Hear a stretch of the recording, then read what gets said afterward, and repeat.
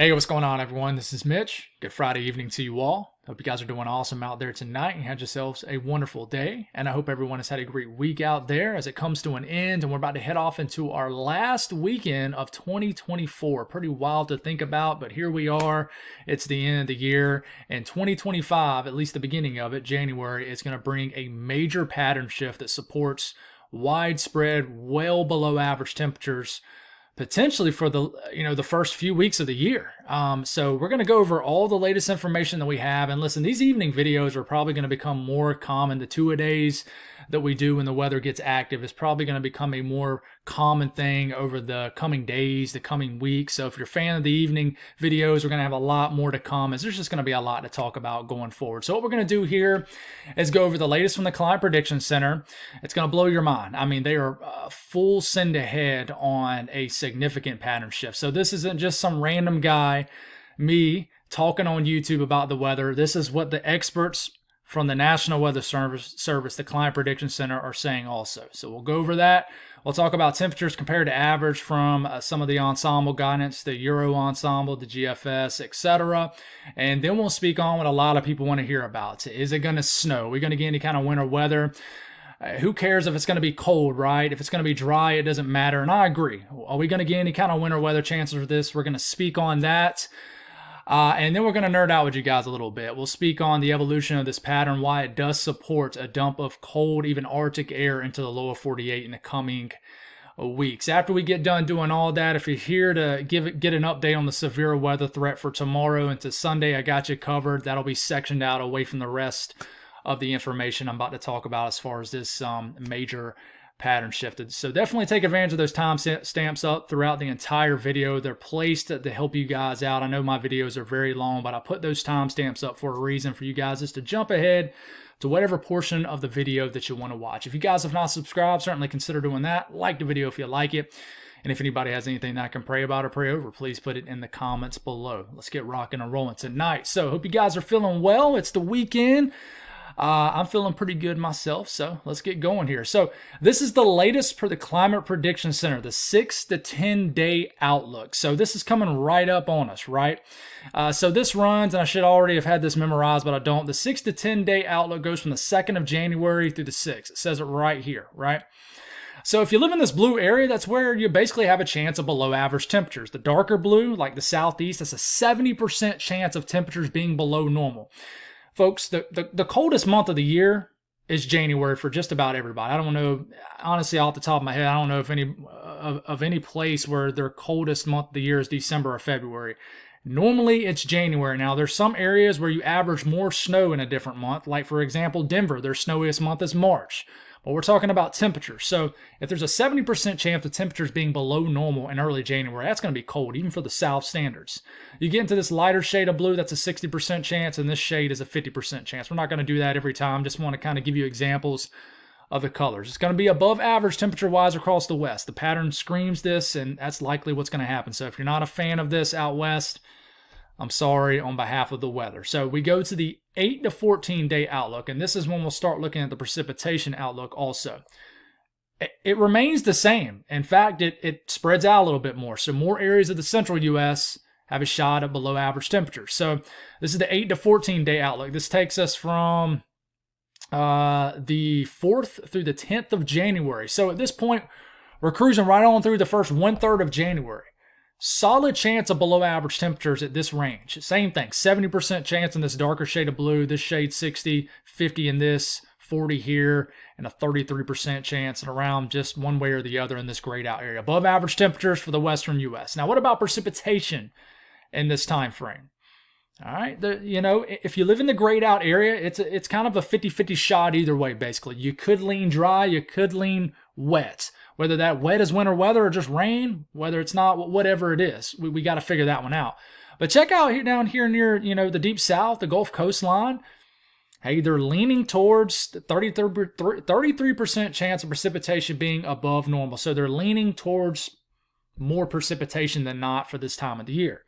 But the thing is you no longer have a shot of below average precipitation in these areas where you have a chance of below average temperatures. So that's interesting, right?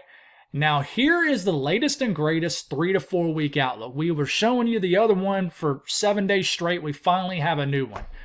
And guys, this takes us through. All right, let's click on it. This takes us through January 11th through January 24th. I mean, this is getting clear all the way through the third week of January. They're going for below average temperatures at this point for almost the first 75% of January. Pretty wild stuff. Now, what about the precipitation outlook for this time frame? Look as we inch towards about mid-month. Look at the coastal areas, the I-95 corridor, the eastern seaboard, leaning wet. Okay?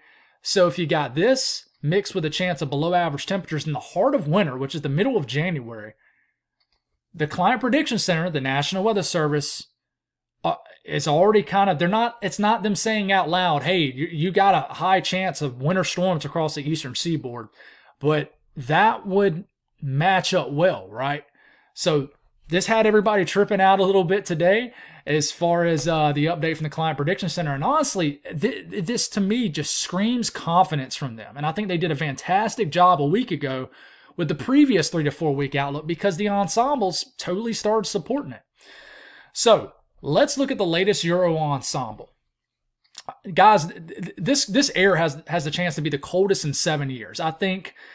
I don't know if it's going to be comparable to early January 2018. If you guys, especially in the South, the Southeast, if you remember that, I mean, areas like Raleigh, for example, was below the freezing mark for like 6 or 7 days straight. We had ponds freezing over even in the South. It was very cold. This has a shot to be the coldest since then. I'm not saying it's going to be colder, but it has a chance to be the coldest since that period, which was almost 7 years ago now. Pretty wild. 2018, 7 years ago.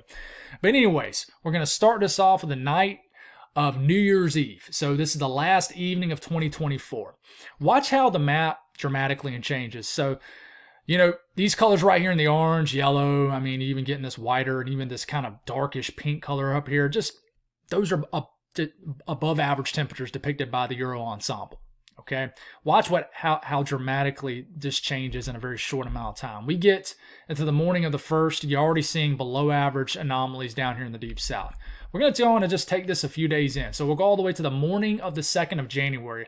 Below average temperatures begin to take over the southeast. So if you live in this greenish area, that's a shot at 10 to 15 degrees below average for this time of the year, for the 2nd of January for the south. I mean, that's low temperatures well into the 20s, if not the teens in certain areas, depending on if you're in the mid or deep south. Okay, watch how it gets colder. Okay, we start to get into the first weekend of January. All of a sudden, you get this connection from Canada. So you get in this kind of stripe right here, well below average temperatures in the green. That's anywhere from 10 degrees or more below average. I mean, you're starting to see these splotches of, say, white and purple right here. That's like getting to 15 to 20 degrees below average temperature-wise. The west is going to continue to bake. Not literally, but you get what I'm saying. Just be above average temperature-wise. Just watch how long this lingers. I mean, we're getting a good bit over a week out now. We're getting into the 5th. Below average temperatures dominating the eastern sections of the country, especially the southeast. This hangs around, and I've been mentioning this for almost a week now. There's going to be a moderation period, I think. Kind of just a relaxed period between the cold. And I think that'll happen maybe at the end of the first weekend of January into maybe the 6th, 7th time frame. A little bit of a relaxation period, and then the cold is going to unleash again, and this could be colder.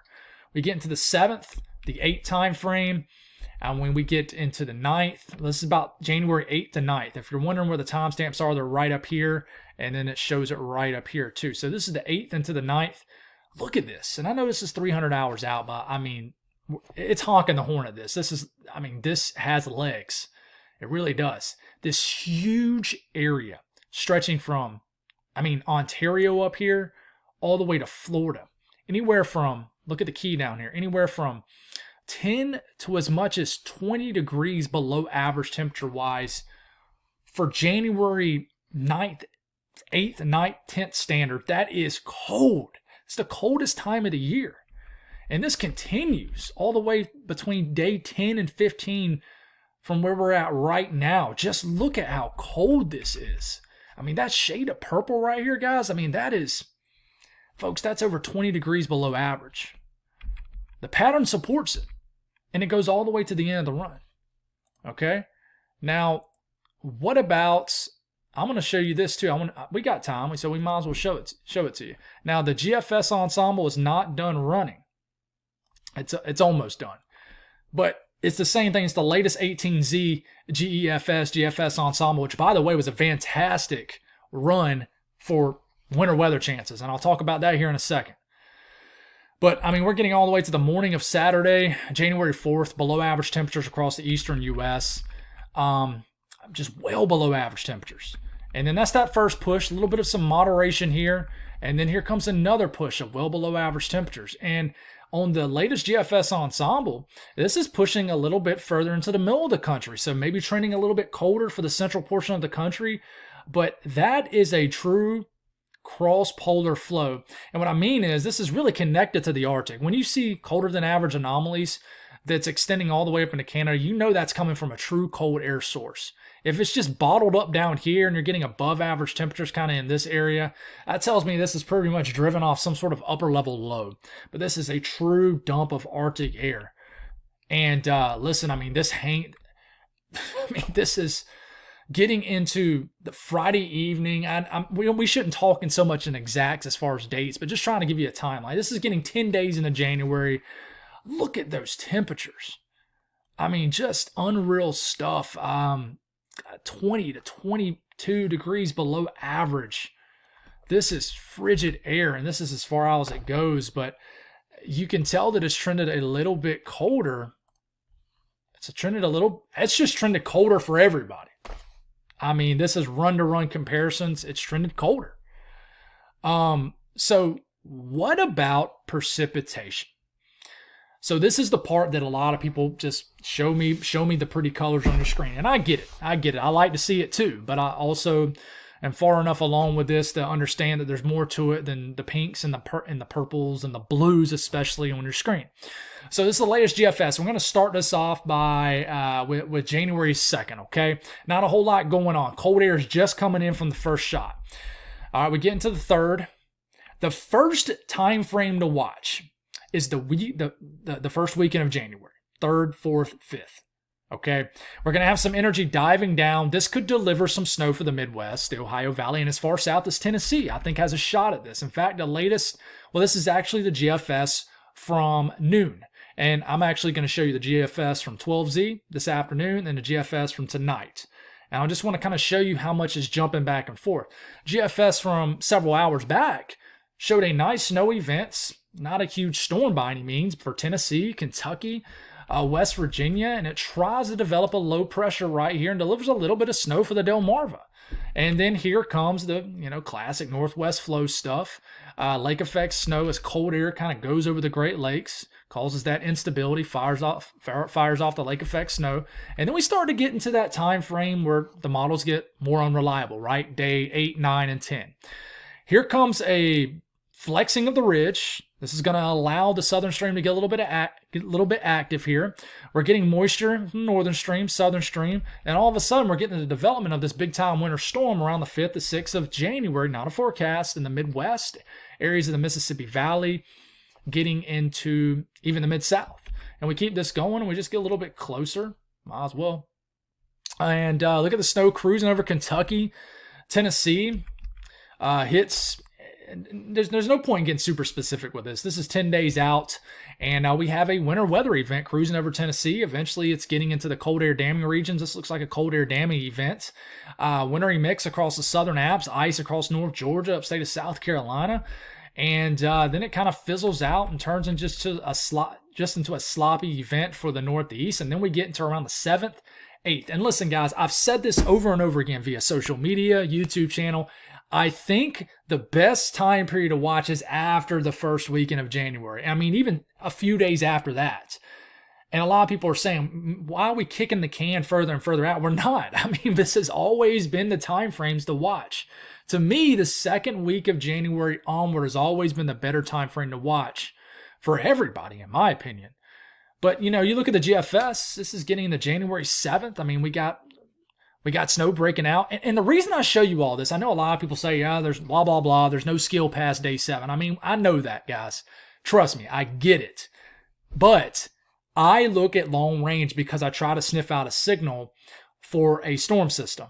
Eventually, you start to get the wiggling back and forth, and then bang, something connects, it latches on, and models start hooking to it. So that's what I look at. That's why I go over all this with you guys. So we get into the morning of the 7th. We got this snow event cruising over the Mid-South, the Appalachian Mountains, and just tries to develop into a coastal low, which I think the pattern will begin to support something like a Miller A coastal low in time as we get deeper into January.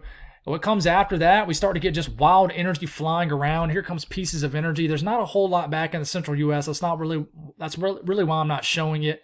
Well, we got a lot of energy diving down with this trough, light snow events. Look at this rain-snow mix in the Carolinas, and then we have another event that comes in behind this. It's another winter weather event.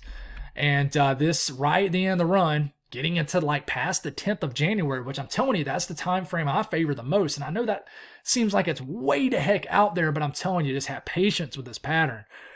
But you got this winter weather event unfolding across a huge area of the Carolinas, Tennessee, etc. Right?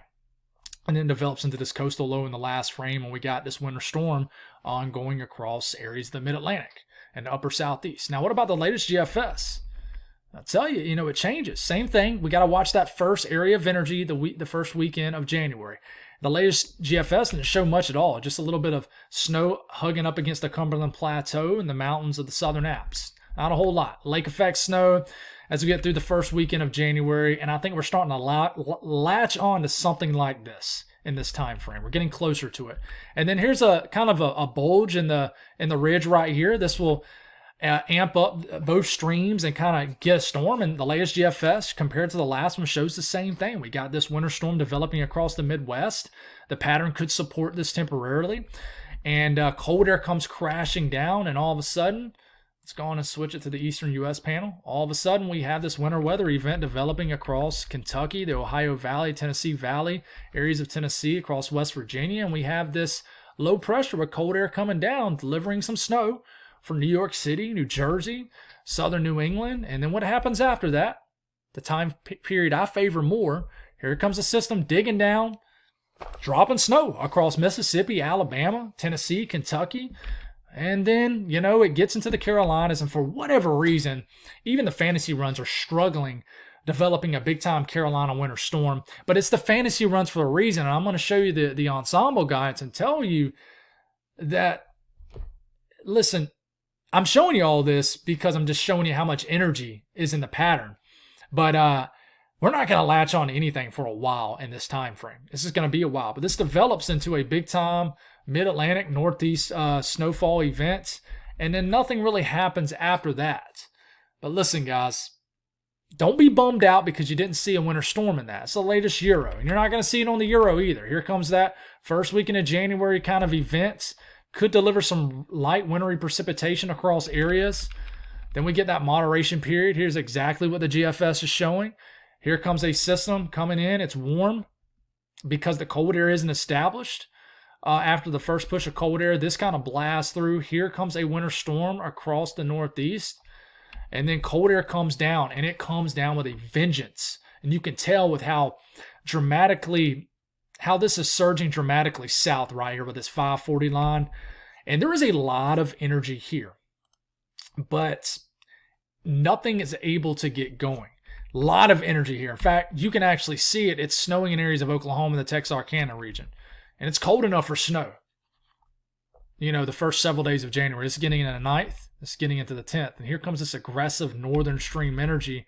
Doesn't do anything. And then we get to the very end of the run, and it looks like we got moisture about to get going after that 10th to 11th time frame that I like the most for really anywhere in the eastern U.S., which we're not even in that frame yet.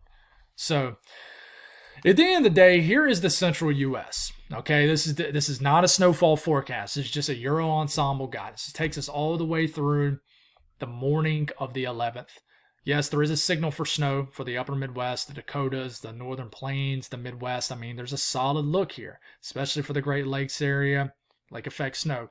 And the signal obviously drops the further south you get, but it begins to kind of drop southeast right here, which makes sense because of how this trough will be kind of positioned, right? So what about the GFS ensemble for the central US? And we're going to have to switch it because it hasn't finished running. And this takes us all the way through the end, and it's the same thing. Most of this is positioned for the northern terrain of the country. And, I've had a lot of people asking from Texas, are we going to get anything out of this? I would say this pattern doesn't support you guys right now, but that could change. It could change as we get deeper into January, but nothing screams a deep south or south central U.S. signal to me. Yes, there is a little bit of a signal getting into Texas, but it's nothing loud to me. Now you look at the Euro ensemble for the eastern U.S., and I got it stopped all the way to the end of the first weekend of January.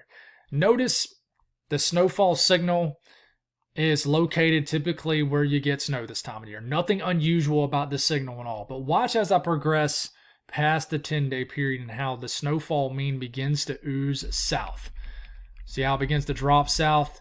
To me, that tells me that the pattern gets more favorable for not cold. It's already going to be cold. I don't think that's going to be a huge issue.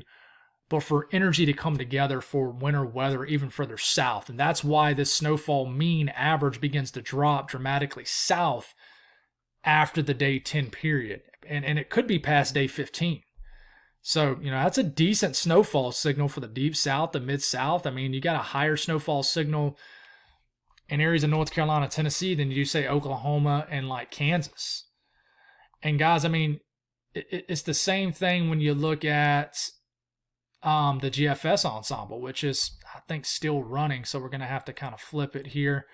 We'll start this off for, once again, the end of the first weekend of January.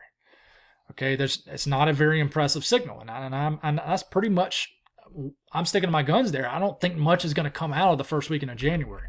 It's when you get past this time frame, when the snowfall mean begins to drop some, begins to ooze into the Carolinas, increase. And then what's wild to me is, watch how, like this is all the way to about the 10th or 11th. Watch how the final couple frames, that snowfall average really drops down to the Carolinas. 1, 2, 3, 4, 5. Look how it really fills in right at the tail end of this. And, for my friends, for example, here in the Southeast, that's probably one of the best GFS ensemble runs that we've seen, like in the Carolinas so far. For example, if you look at the one prior to this, not as impressive. The run prior to that, it's about the same. Run prior to that. But this is one of the best looks. For my neck of the woods, 1 2/10 inches, but that's not a forecast. I would love an inch of snow. That would make my world. But man, pretty solid signal. In fact, you extend this even more, it increases to 1.5 inches in Columbia. But look at the North Carolina signal. This is a pretty solid run off the GFS ensemble. So, and just looking at the Euro weeklies, which I don't show much, but this is like a 32-day snow outlook, not a forecast. It's basically a blend of ensemble guidance. And I mean, it shows a nice signal pretty far south, guys. So, yeah. Now, this is the portion of the video I'll nerd out with you guys a little bit. We'll start it off the morning of the first morning of 2025. A lot of energy getting bogged down south. Okay, we continue to progress this. This is the first trough that digs. This is a trough in the blue. Lower pressure. This is energy getting pushed and bogged down. So this is the first dip in the jet stream right here. Okay, we're starting to get ridging that's building up into Alaska. This is dislodging a first blast of cold air south around the end of this trough. Okay, now lower energy in the blue, yes, that means there's energy in the atmosphere, but that doesn't necessarily mean we're going to get a big storm system. You got to get the phasing of the northern stream and the southern stream. So yes, you got like these little pieces of energy riding down this ridge, but it could just be a northern stream dominated pattern. I really think it is. I don't think you're going to get much out of this first dip in the jet, if you will. Okay, this first blob of blue. After that kind of moves in and moves out, that little moderation period, and then it opens back up again. And one thing you'll notice, I want you to look at this. Okay, and see the position of this trough? And then look out how it opens up again right here. Notice how it's further west. That's good if you live in the eastern U.S. and you want a winter storm. Okay, that pushes this ridge back. Okay, this ridge is pushed a little bit back this way, still spiking up here, dislodging that cold air south, allows for this trough to get pushed a little bit further back to the west. This allows these pieces of energy coming off the Pacific to dive down south a little bit further to the west. So that's going to allow these to sort of amplify and strengthen a little bit further west. So piece of energy tries to connect with some southern stream energy here. There's a little bit of a connection right into here, and then checkmate. You could have a big storm system moving down at the bottom edge of this trough, digging down. Okay, could have a low pressure pop off in a bigger storm system.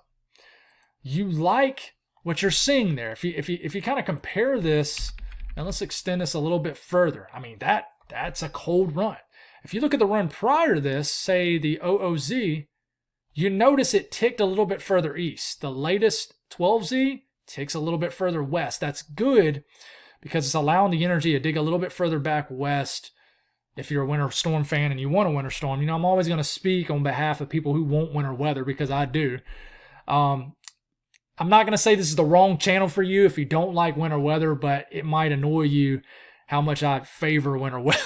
But anyways, that's a good pattern. And another thing here is you see all this high latitude blocking up here. This clogs energy down here. So it kind of gives an opportunity to slow the progression of this pattern. So it sort of locks in this storm and allows it to kind of ride up the coastline because of this blocking up here. And then if you can get some sort of 50-50 low right up here, this helps aid in many things. So we'll just leave it at that for now. Now, the latest GFS ensemble is a great run. And same thing, here comes the first trough digging down. That's not going to get the job done. Just a blast of cold air. And then it opens up further west on the GFS ensemble. And this is a solid run. Now you can see kind of the end of the pattern. I don't want to say it's the end of the pattern, but maybe a moderation of the pattern as you get closer to mid-month. But right here in this time frame, it looks good. It does. You got a ton of blocking up here. This trough position is further back west, therefore the ridge is a little bit further west, spiking up, delivering that boost of cold air down here. Pieces of energy are coming down here, an opportunity for some southern stream energy, and then maybe you can get some sort of big storm system right into here. Whether that's rain for your location or snow for your location or whatever it is, not sure. But that's a lot of blocking up here, clogging up a lot of energy down here. And what's wild to me is that, you know, you progress this even further, you start to get like a 50-50 low look up here. Lower pressure like around Atlantic Canada, which is just like icing on the cake to everything. I know that's kind of confusing, and I get it. Trust me, I'm not a veteran with explaining it yet, but we're trying to get better and better as we go. And all we can do is keep explaining it. And I think you guys will get better with understanding it, and I'll get better with just, I guess, teaching it. So, but this is vortices, pieces of energy in the atmosphere. And what you'll notice with this first trough digging down, you see this dip right here, is this is mainly northern stream dominated. So most of your energy is just coming from down here. You're not seeing anything down here. So it's just northern stream dominated energy. You're not going to get any phasing because there's nothing going on, this little squiggly line action I just did. So this first trough is not going to cut it, in my opinion.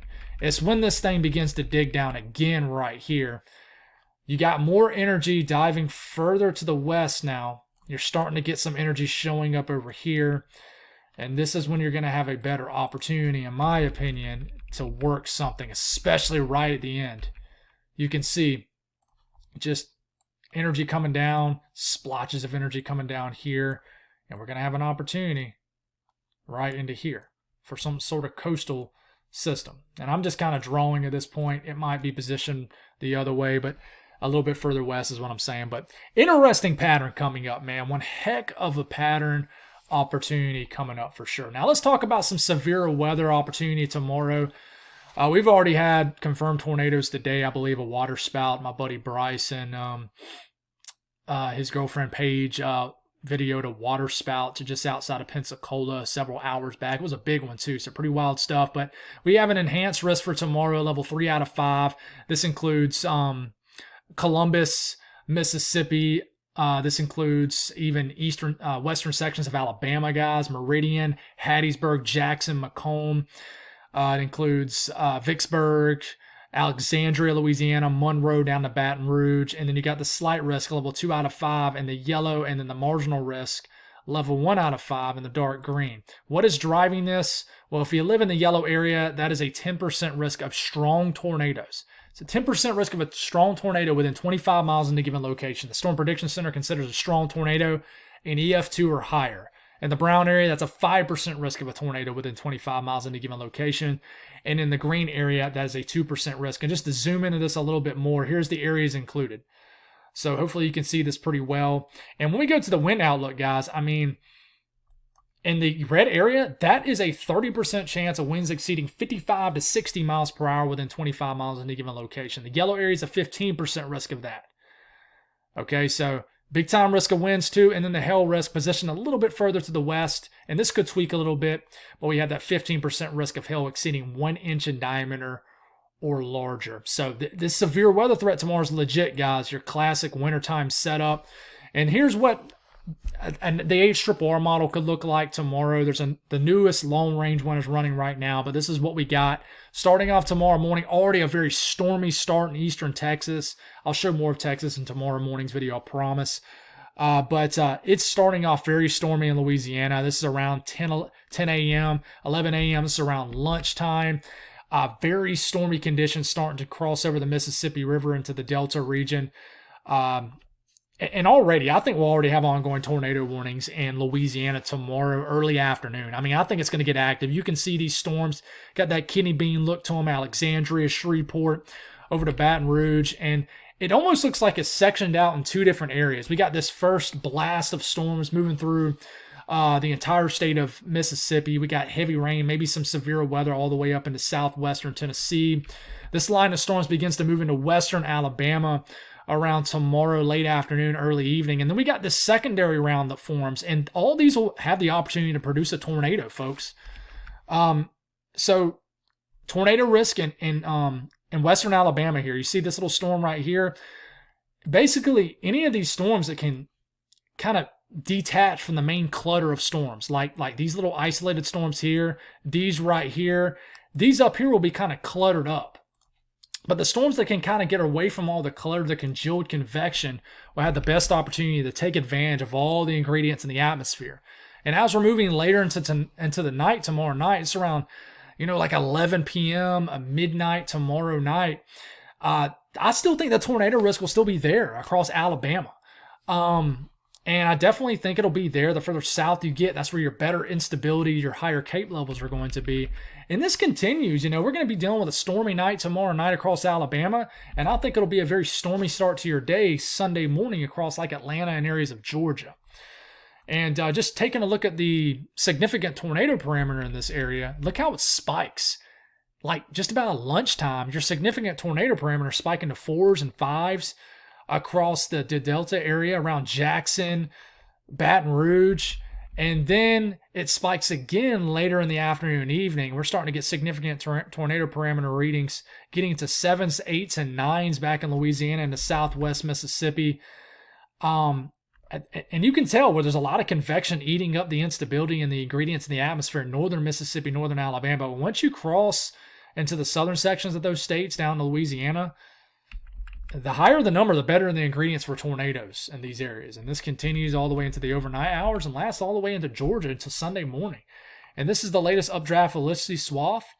Man, I'm telling you. And you can tell how it's spiking the highest right up near that surface low.